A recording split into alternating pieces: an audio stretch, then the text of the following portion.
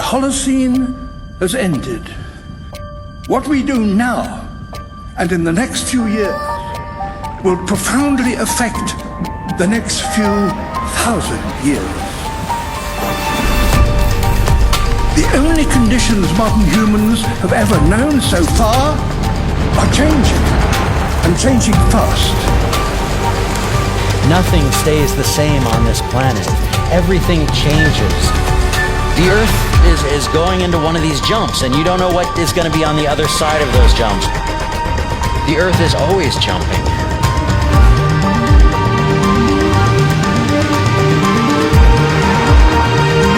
Things move on this planet. Things are not still. Everything is turning.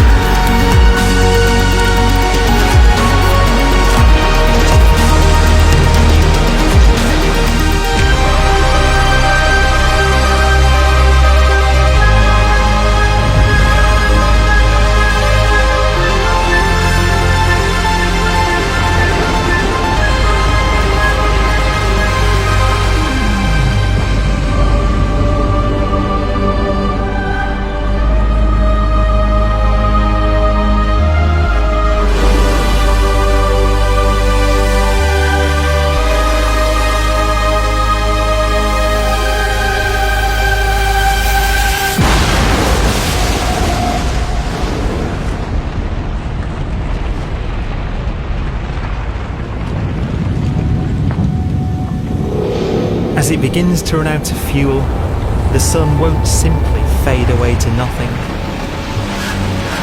Its core will collapse, and the extra heat this generates will cause its outer layers to expand.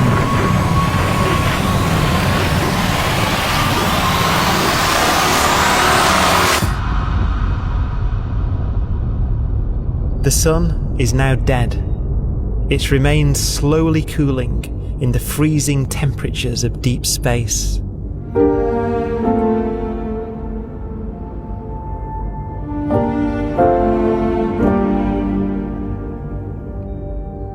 The fate of the sun is the same as for all stars. One day they must all eventually die, and the cosmos will be plunged into eternal night.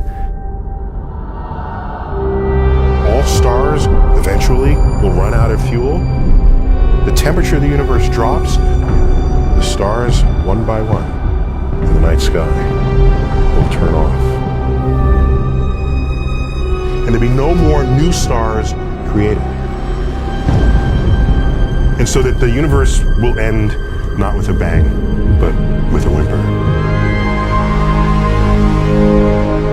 And not in fire, but in ice.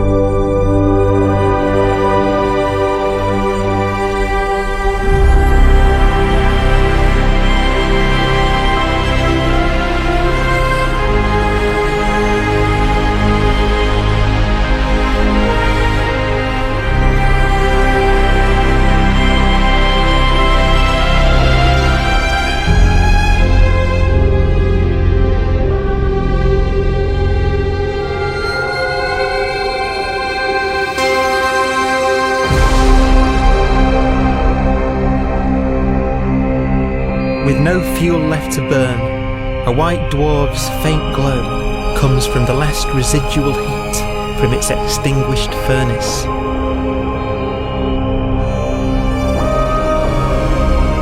Looking at it from where the Earth is now, it would only generate the same amount of light as the full moon on a clear night.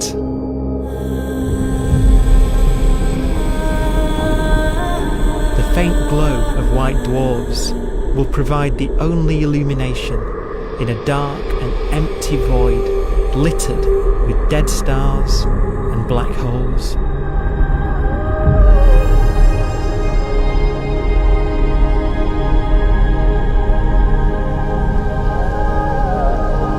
some ways, it's kind of a ghost universe. It's the corpses, the zombie stars, that will take us into the future.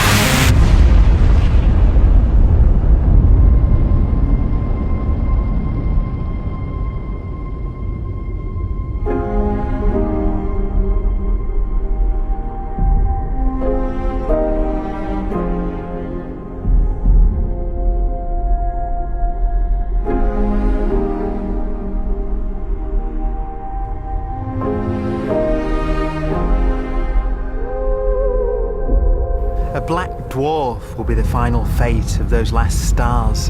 White dwarfs that have become so cold that they barely emit any more heat or light.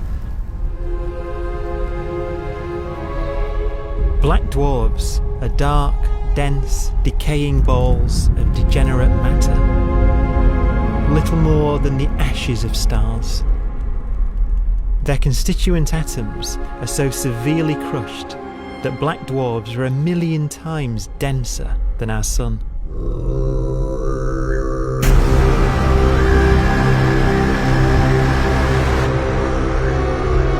Stars take so long to reach this point, we believe there are currently no black dwarfs in the universe.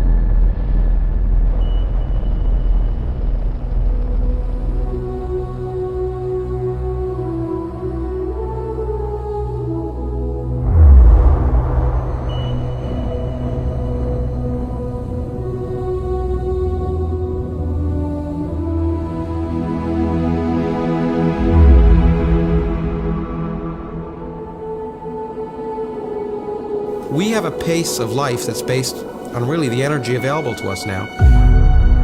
You could imagine living conscious systems which have a very different pace and therefore can extend out at least a lot farther than you'd imagine otherwise. You could have a living system where if it had a thought every 10 trillion years, that would seem normal. Even if our life dies out, one could imagine at some time arbitrarily far in the future, a fluctuation occurs which allows intelligent life to exist again for a little while. So you might have islands in time of intelligence.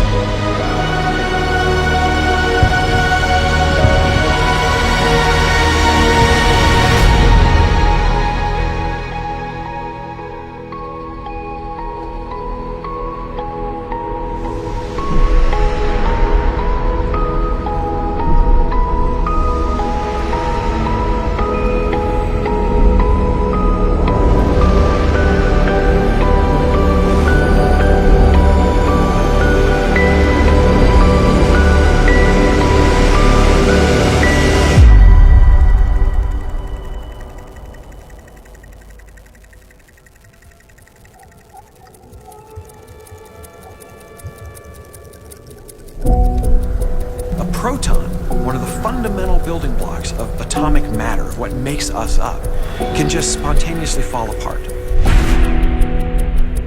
Any material that evades the pull of a black hole eventually dies away as its protons disintegrate.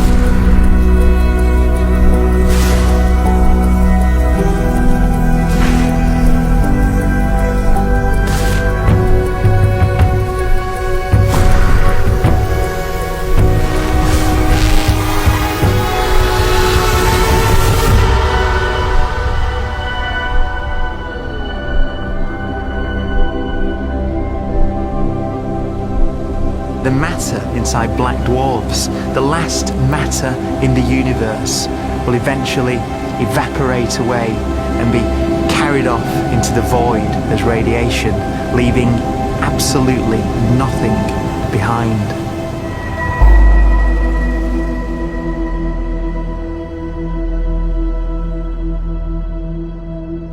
With the black dwarfs gone, there won't be a single atom of matter left.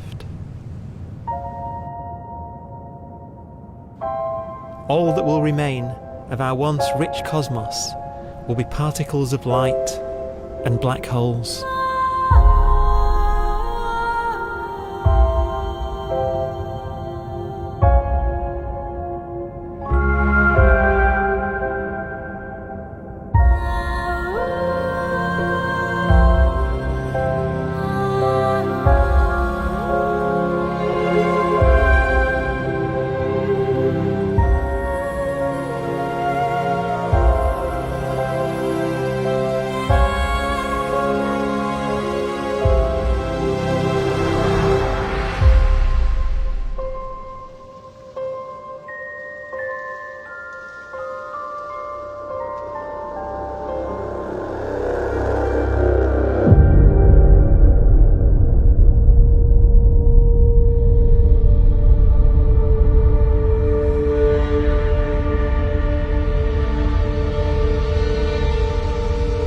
The arrow of time creates a bright window in the universe's adolescence, during which life is possible.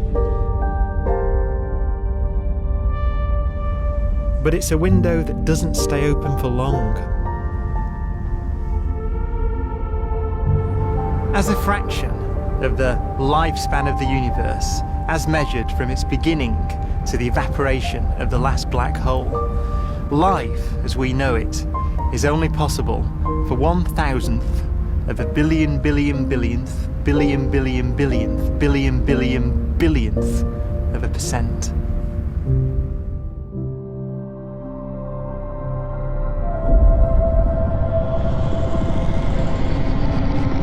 Black holes become the fundamental building block of the universe. A galaxy will basically be a supermassive black hole in a center with smaller black holes orbiting it. Zombie galaxies filled with black holes continue to evolve. They'll eat each other and they'll get bigger, and maybe they'll fall into the supermassive black hole and it'll get bigger. The universe will still be an exciting, dynamic place. It's just that the timescales we're talking about are now trillions of years instead of thousands or millions of years.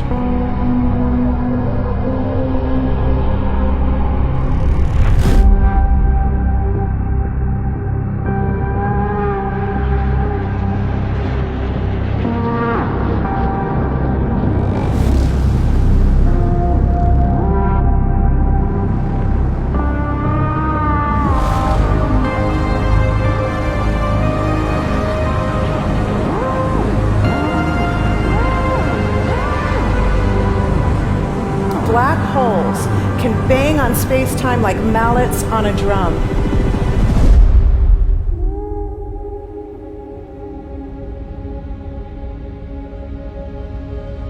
And they have a very characteristic song.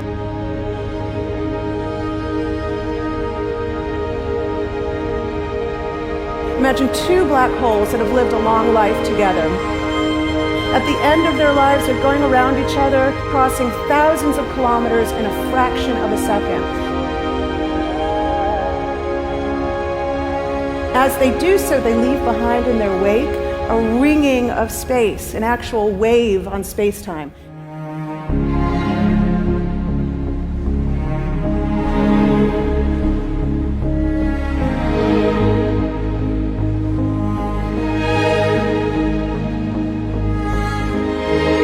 Space squeezes and stretches as it emanates out from these black holes banging on the universe.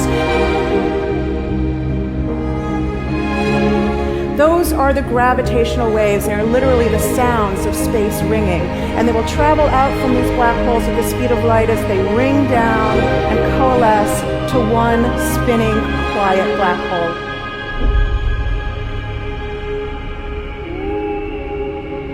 If you were standing near enough, your ear would resonate with the squeezing and stretching of space. You would literally hear the sound.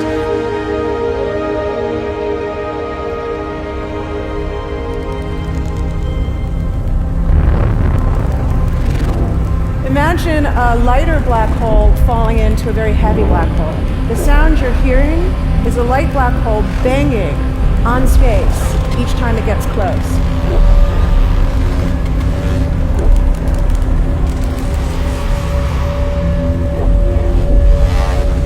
As it falls in, it gets faster and it gets louder.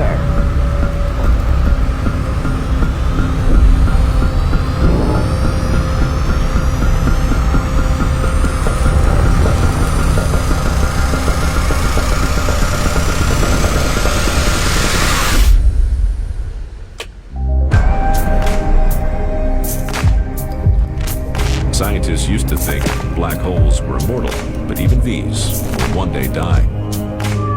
Now we're talking about timescales of unimaginable length, quadrillions of years into the future. On that timescale, even the black holes begin to evaporate.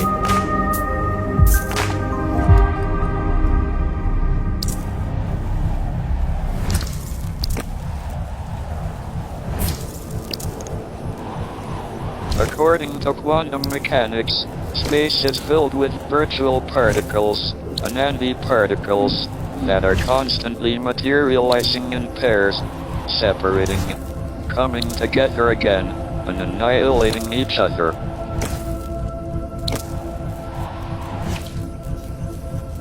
In the presence of a black hole, one member of a pair of virtual particles may fall into the hole, leaving the other member without a partner with which to annihilate. The forsaken particle appears to be radiation emitted by the black hole. And so, black holes are not eternal. They evaporate away at an increasing rate until they vanish in a gigantic explosion.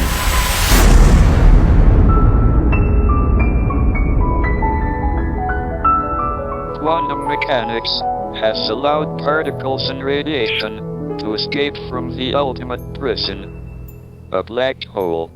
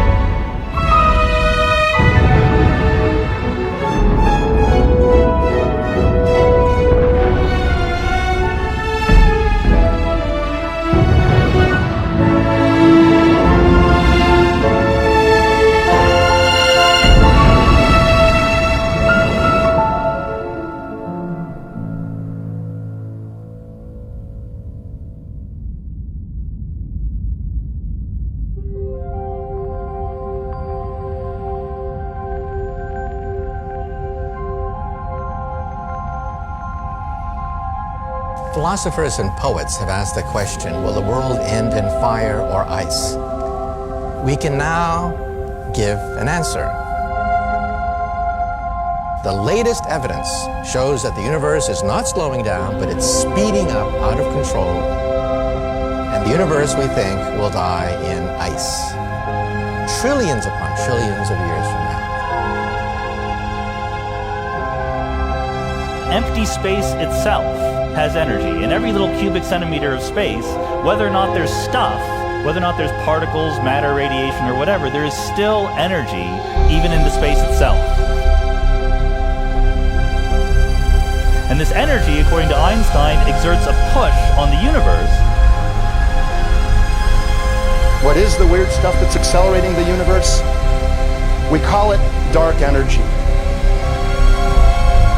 And this stuff is the dominant stuff of the universe. Almost 3/4 of the matter-energy content of the universe is this dark energy. And we don't know what it is. Dark energy, unlike matter or radiation, does not dilute away as the universe expands. This has crucial implications for what the universe is going to do in the future. So what will be the future of the universe? Well, if the dark energy remains dominant and repulsive, the universe will expand forever.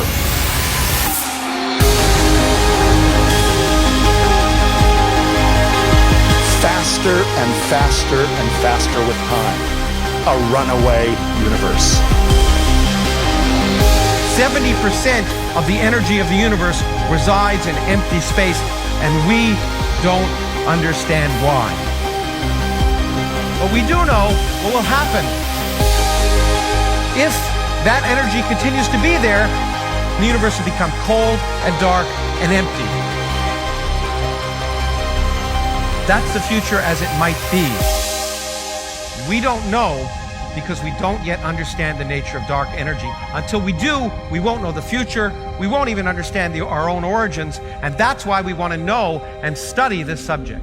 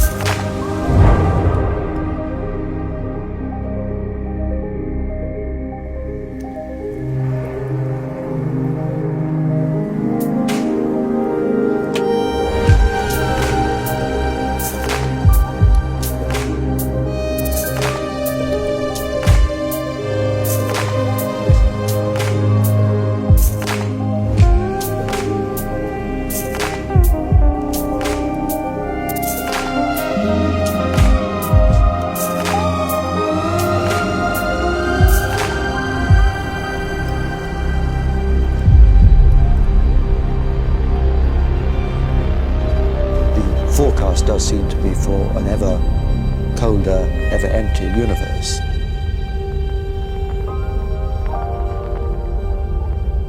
But then, of course, we have to ask, could that end lead to a new beginning? And there are ideas whereby what actually is the end of our universe could in some sense be linked to the beginning of a new one.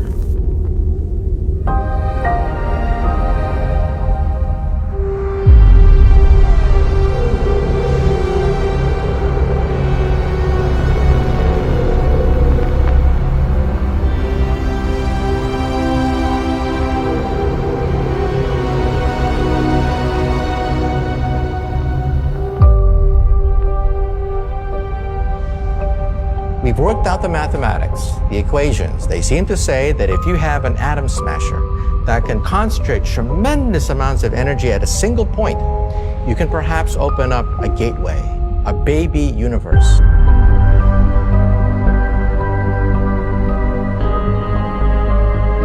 Facing the death of everything there is, this perhaps is their only possibility of escape. And this also raises a very intriguing possibility, sheer speculation of course, that perhaps any universe that has intelligent life in it will create baby universes, will create lifeboats, and proliferate child universes. So an evolution may take among universes in the multiverse. Survival of the fittest may take place. So those universes which do not have intelligent life are infertile. They have no children. But those universes that have mild temperatures, stars like us, would create civilizations that could open up child universes, and they would then proliferate.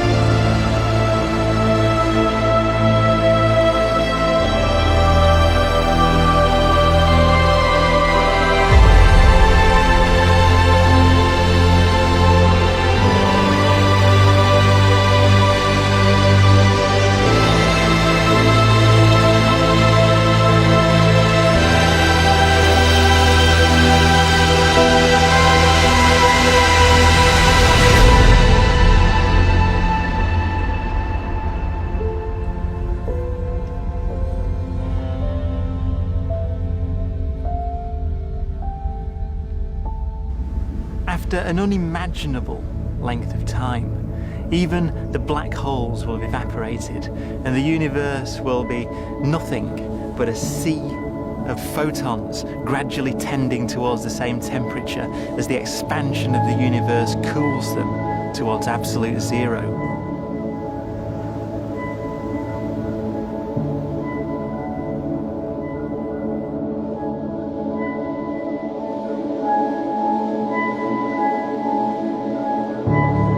Once the very last remnants of the very last stars have finally decayed away to nothing, and everything reaches the same temperature, the story of the universe finally comes to an end.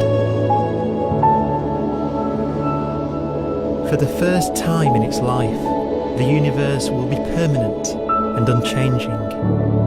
Entropy finally stops increasing because the cosmos cannot get any more disordered.